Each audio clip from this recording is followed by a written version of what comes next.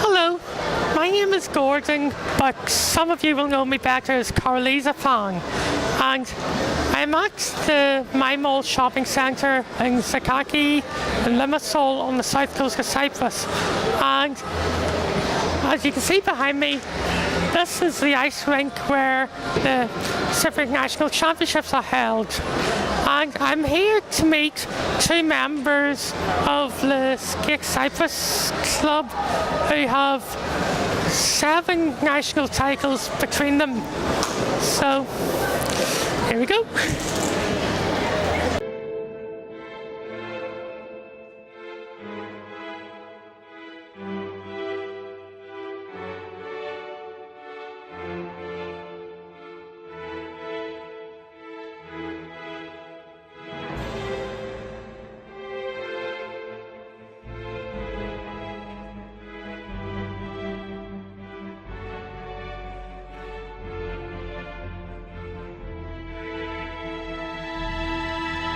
Hello, so now I'm here with the Junior Ladies Champion for the previous 2 years. So, can you introduce yourself, please?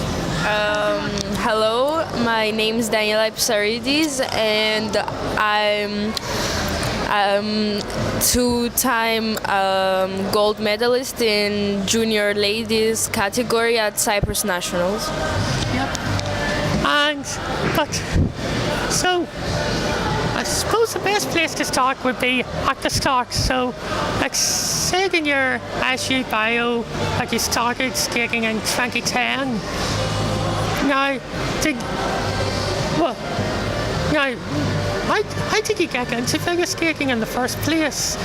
Did you have an interest before you started yourself, or just tell me a bit about your... Well, I was going to the mall because the only ice rink we have in Cyprus is in the mall, and it's 350 square meters, and we just came for a day at the mall, and I just said that this is something special, a different sport, that you skate on blades, and it's something hard, something different, and I wanted to try, and my mom was like, no, it's too difficult, for like 5 times, and then the 5th time I just went on by myself. And then I started training with beginner coaches, and they said I had a talent, so we tried it out and it worked. Well, you're very fortunate that you have got an ice rink here, because I'm sure there's loads of children have gone through the same experience. Just if they didn't have a rink, they wouldn't discover the sport. Like back home, it was a similar position where I come from, because I live in Northern Ireland, and in the rest of the country there was only one ice rink, and it was in Coleraine, and it actually closed down about 10 years ago, but not before Jenna McCorkle went there for the first time, and she went on to become a 10-time British champion. And she started skating because the rink was in her hometown, same as you. So it just shows the importance of having a rink nearby to produce children. So your first national championships, 2013, weren't they? Yeah. So you finished 4th out of 5, but since then, every nationals you've entered, you've won. Yeah. So, Yeah. so it just shows how you can progress. So just tell us a bit about how you've progressed through the years, how you've moved on from that very first competition. Well, I started off from the beginning where everyone starts from, and I had a lot of difficulties until I would find a coach that would match me. That was my major problem. but now I'm really happy because I think I found my match in coach, and like I want to thank him so much because that's how I've been winning the past competitions with Oksana Kazakova and Pavel Chernusov, and yeah, they helped me make the biggest progress in the past years. Now, of course, with living in Cyprus, you've been working with foreign-based coaches, and it can't be easy, but you've progressed so well over the years, and you've been supplementing that with training overseas, also on a bigger ice rink to get you more prepared for the international competitions. So, how often are you actually training overseas, and what sort of things do you do there that you can't do on a small rink like here? I leave really often. I would say that during the year I'm more out of Cyprus than in Cyprus, because we can't really train here. It's not just the size, it's the quality of the ice too. And I leave for sometimes a month straight, sometimes 2 months straight, and for competitions, but mostly for training, and especially before Grand Prix and the Youth Olympic Festival that I went last year. I left for like 2 months straight, and it's hard like with school and... Well, that was actually what I was going to ask next. How does it work with your schooling? Like, you being away so often, you find it difficult keeping up, or do you have shooters with you, or how does it work?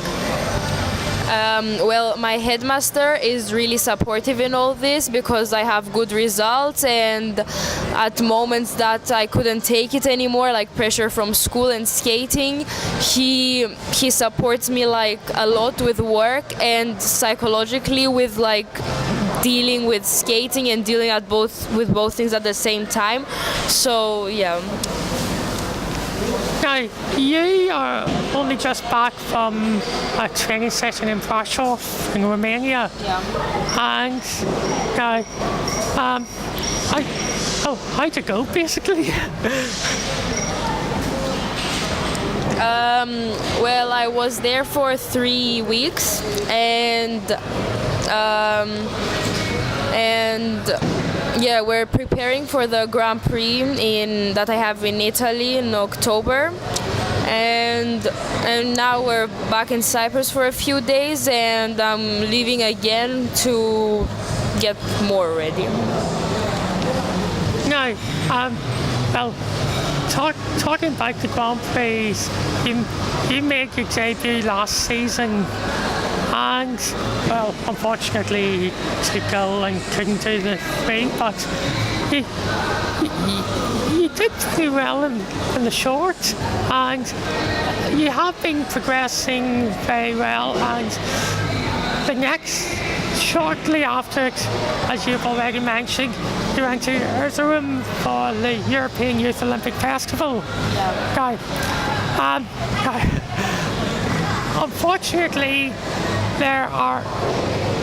it's not a very well-known competition amongst some people, and which I think is a real shame, because for me it is one of the major competitions for juniors, because it's, well, the way I like to describe it, because it's the junior version of the European Championships, but held within a multi-sport event. And like, either of those things should be enough to make it a major. But anyway, you were the first Cypriot skater to go to the EOF, and in fact, you're the first Cypriot skater to actually compete in a major as a result of it. So just tell us about your experience over in Erzurum. It was a very special experience, different from all the other competitions. It was so organized, and it was just a different level, and like I got to know skaters of like higher level, the best skaters of each country in Europe, and new friends, and just like skating and representing your country in such a competition, it just makes you feel so proud. And plus that I was the first one that ever represented Cyprus in such level competition is something more special. Well, no one can ever say that apart from you. So that is something special. Okay. A thing I like about the EOF is that it's held every 2 years, unlike the Youth Olympic Games, which are held every 4. Okay.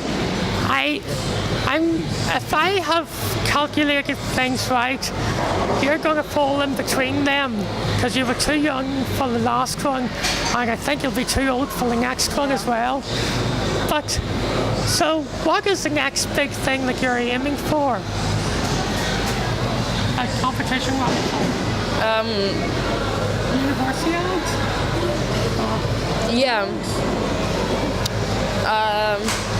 Yeah, I'm not really sure what it's called, but what you just said. The Universiade is the student games. Yeah, this is the next thing, I guess, that we would be aiming for, and yeah.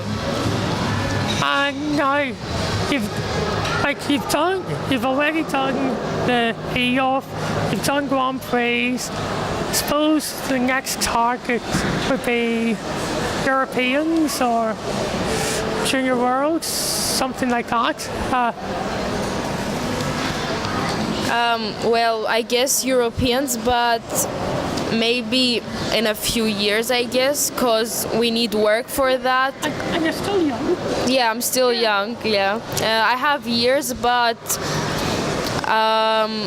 this is gonna have to happen if I leave Cyprus for a long period of time, because I'll have to take it seriously and like train out, like never come back to the small rink.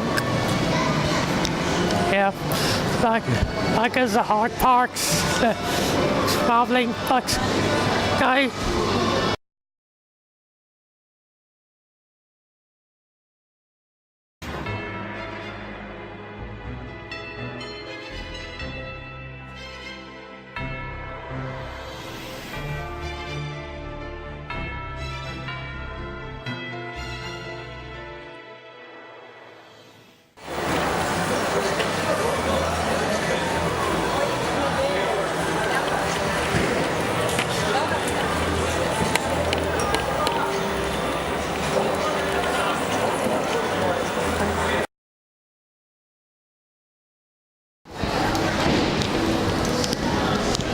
Daniella, I just want to thank you for taking your time out to talk to me today, and wish you all the best for the coming season, and hopefully we'll be seeing a lot more of you in the years to come.